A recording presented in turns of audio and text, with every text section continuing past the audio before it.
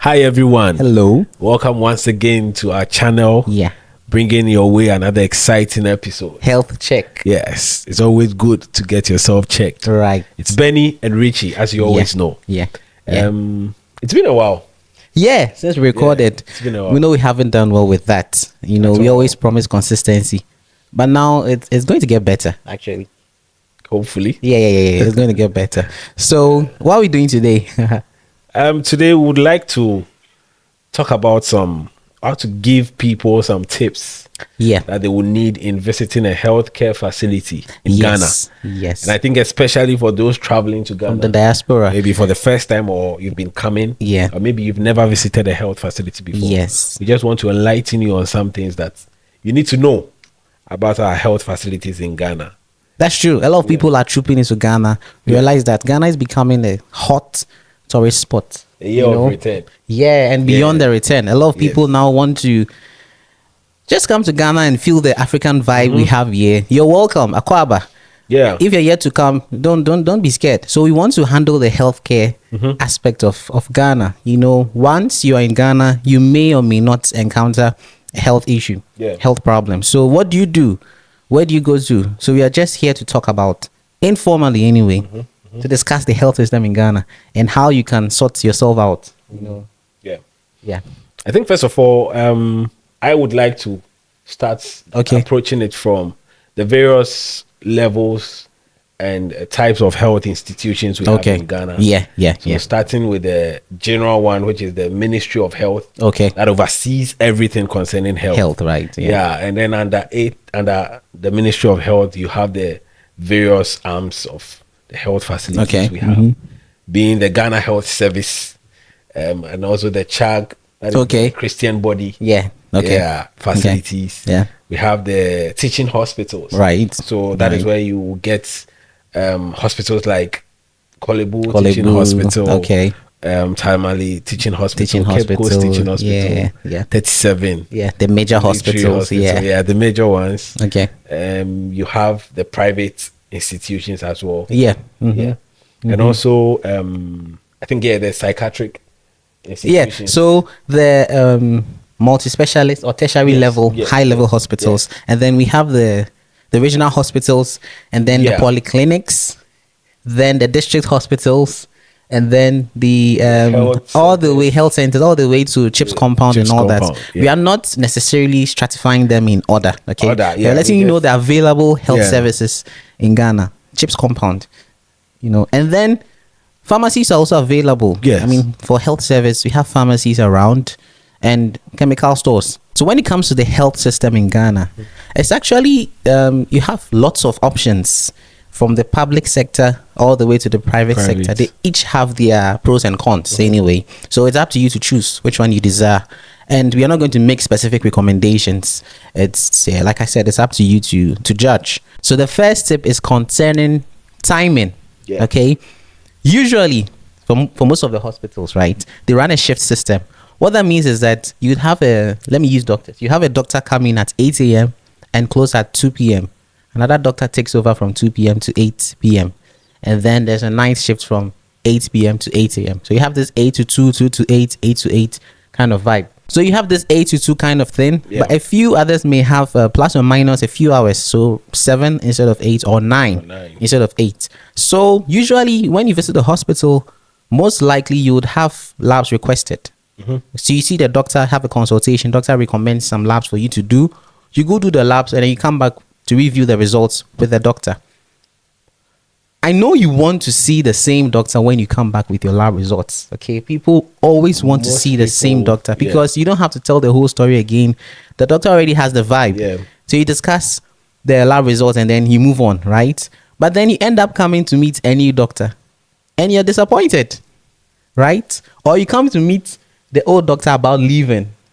They'll be like, "Oh, you're the one that took care of me, so just can you please review my labs for me?" Yeah, to kind of avoid that thing, try not to come close to the closing hours. Okay, so if you come around 1:30, you go do labs. Labs take a while, and you end up coming back at 2. You're not coming to meet the same doctor. Okay, but if you come at 9 a.m., you're likely to come back and meet the same doctor. You get a vibe, So use that to your advantage. Make use of the timing, so you end up increasing the chances of meeting the same doctor and same nurse and all that. Yeah, but there are some facilities too that take a long time in running some labs. Okay, simple labs like full blood count. Yeah, I've been to a facility where I was consulting, and it takes more than 2 hours for full blood count to be ready. Okay, and I wonder, is it because of the number of people they will have to run at a point in time, or what exactly will be the cause? Turnaround time, it depends on a lot of factors. Okay, the competency of the lab technicians. Well, yes. The number of people they are taking care of. A lot of things. Yeah, so it's up to you to decide and to realize which hospital or which facility works best for you in terms of turnaround time and all that. You know, you always want the best service, so you don't want to waste time waiting for lab. And sometimes you can expect that in some hospitals, like he said. Unfortunately, you may be disappointed, but then you'd get others too with quick turnaround times and all that.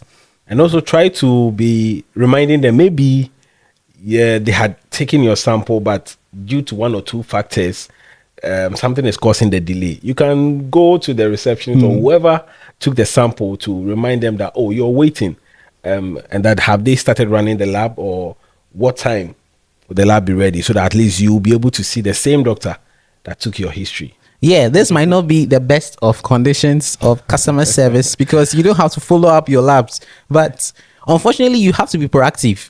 If not, they might forget. For some facilities, they'll forget that your sample has even been taken. And a lot of people have bitter stories concerning that. Yeah. You know, they wait for long periods only to find out that everyone has forgotten about their sample. You know, so you'd have to be proactive in some hospitals just to find out and make sure that you're getting the job done, and then you leave. Okay. Yeah. Well, these are some of the tips that will help you. This is what happens on the ground. So you just have to know that. And I think the second point I would like to raise concerning the tips is that you have to engage the doctor. You know, there are some people that have that, maybe they've had the experiences of meeting a general practitioner and did not really get much time with them. And so they've built a habit of not asking questions when they visit a doctor. Yeah. And so you just take in whatever you are being told, and then that's how you finish with the consultation, and then you get out of the consulting room. Yeah. I think you should try to engage the doctor. You're the one that is having the condition. So trying to seek more understanding from the doctor will go a long way to help you. Yeah. We don't want the usual story where you go sit in front of the doctor. He tells you, this is what you have, this is what you have, take this medicine, and then that's it. You go like that. Ask questions, probe. Some will just review your labs and then will be like, go for medication, I've written some medication for medication. Go for them and then go. No, interact with the doctor. Okay, so doc, what's wrong with me? What diagnosis is it? Why do I have to take this medicine? What is this medicine going to do? You can't even go as far as asking side effects and all that when you have to come back for reviews and all that. I know with this, most of the people from the diaspora would not disappoint. They would ask. They would ask you, why am I taking these medications? Do I really need it? What are the alternatives? And you know, it's your right. You can ask all these questions. You can even seek for second opinion if you deem right, you know.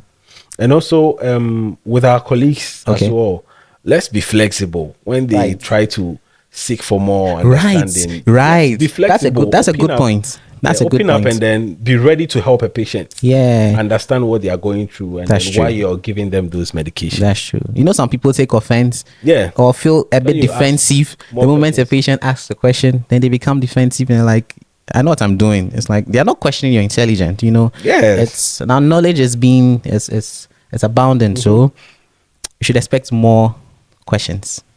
Whether we think they are sensible questions or not, we should be ready for them. Be ready for them. Because some patients really do appreciate when you explain things to them. And then you help them understand what they are going through. Yes. I mean, we're in the festive season. I can't even give you more gifts. Right. Right. Yeah. And then if you find yourself in Ghana for the first time or after a long while, you may get traveler's diarrhea. You may have unfortunately a case of food poisoning, you know, because the honest truth is some foods are not hygienically prepared. Okay, they are not well prepared under the right conditions. So you may find yourself running or vomiting after having a meal outside. So you can find the nearest hospital. You can actually get ORS, which is a quick way of rehydrating yourself with the right balance of electrolytes in any pharmacy nearby, and then find yourself in a hospital. Okay, so you're accurately diagnosed and managed. And then while we shoot this video, unfortunately there's an outbreak of cholera in Ghana. What that means is extra caution, you know, in consuming foods from outside, and then making sure you seek medical care as soon as possible so that you don't get the deadly complications or even die. You know, he's brought up this point because it's festive season. Yeah. Inevitably, most of us would eat outside. Okay. Yeah. You're most likely some of us wouldn't, right? Oh yeah, some people are really particular about eating outside. Yeah. So they are conscious in cooking. In one of the episodes, right, we should just talk about outside food. Yeah. We should just talk about outside food and then get your questions. So if you have questions, you can drop it in the comment section. We just want to talk about outside food and its issues, because it has a lot of issues, you know. So yeah, let's be careful out there. Yeah. Have fun, but be careful. Yeah. So when you visit a hospital, right, or a medical center, health service center, what happens is you're welcomed at the reception. Depending on how good your customer service is, you may get someone to welcome you, or you may welcome yourself. You may have to welcome yourself, and then so you'd have to read the signs or directions around to locate the reception or front desk. You find yourself there, and then you be asked why you're visiting, and then briefly they'll take and have an idea of where you need to go. They'll direct you depending on, again, the level of customer, how good the customer service is. You either be told pass here and go there, or you'll be escorted to where you go with detailed description. So you go to the records department, where they'll take your bio data. If you have a Ghana card, you take all your details, register it. If you're a first time visitor, they'll do registration in addition to the consultation and all that. Then they'll give you a card or a folder depending on where you are. Then I think right now, most facilities are using more of the the digital system, right? So we have electronic medical records being used in most hospitals. So it's a bit seamless. It's better now. Then after having the inputs for that day, you'd be assigned to a doctor consulting room. But before that, we have vitals that have to be checked. So vitals are essential parameters that have to be checked before you see the doctor. It gives a fair idea of your health status. So talking about blood pressure, temperature, pulse rates, oxygen level, and all that, even your weight. So all those things will be checked. And then you would hopefully be triaged. What that means is that you'll be stratified in order of priority. So you'll be coded. So some hospitals use a color code system. Some hospitals use different systems. What it means is that you'll be given attention based on how urgent your health needs are. So if you're told, if you're not getting immediate attention, it probably means that yours is not an emergency. You're healthier than someone else. Because some conflict arises out of this. Some people think that because they came before this other person, they should be seen before them. But it's not always the case. Please try to understand this. Hopefully the system is working properly, so that you're given priority rightfully. You get it.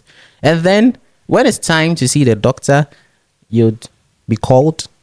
Some people use a bell system. Some people mention the names, and there are so many ways of being alerted that it's your turn. Some even use numbers and all that. Then you go and you see the doctor in the consulting room. You have your own private moment, and then so make sure to exhaust the period. Now, how long you spend in the consulting room actually depends on where you go.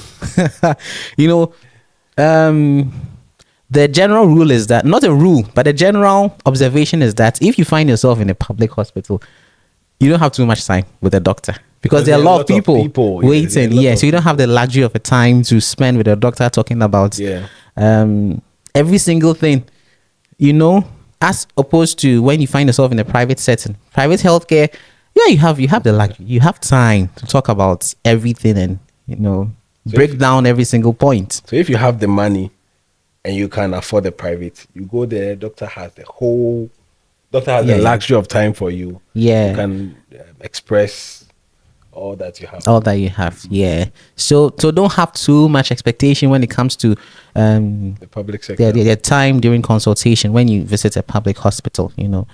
Yeah. Then when you're done, it's likely that labs will be requested. You know, you would have to go to the laboratory to run some labs. So you'd do that, or straight away you'll be given medications to pick up. Yeah, it depends. So that's usually the sequence of things. If labs have been requested and you're going to get the results the same day, so you do the labs and probably have to wait to see the doctor, or the doctor may give you medications to go home and come back later to review the labs. You know, there are lots of dynamics when it comes to that. But in summary, that's the whole thing. That's the whole visit to the hospital.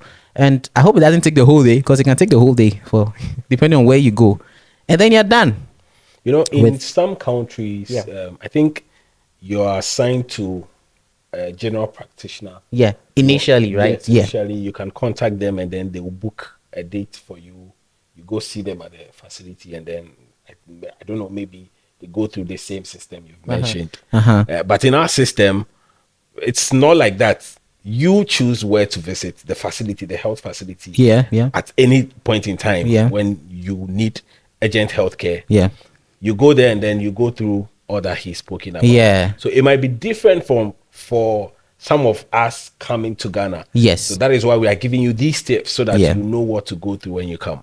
It's good you mentioned. Some of my patients actually are happy when they come to Ghana, because there's so much ease of access to specialists. As compared to outside, you just get a general practitioner. Even with that, sometimes you're on the waiting list. You know, it takes a while to get the doctor and to finally have your issues addressed.